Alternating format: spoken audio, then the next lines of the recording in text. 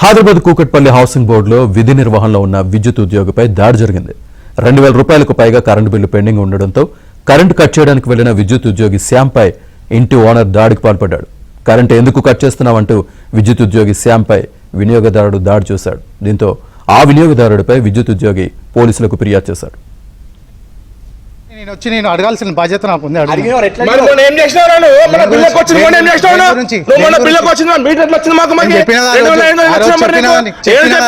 నువ్వు మాట్లాడుతున్నావు.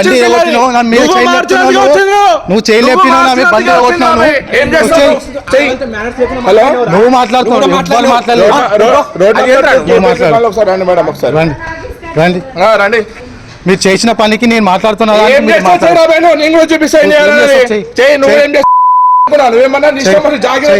Government job ఉందని ఇష్టం అయిపోయింది అనుకున్నావా? బిల్లు కట్టకుండా నువ్వేం చేస్తావు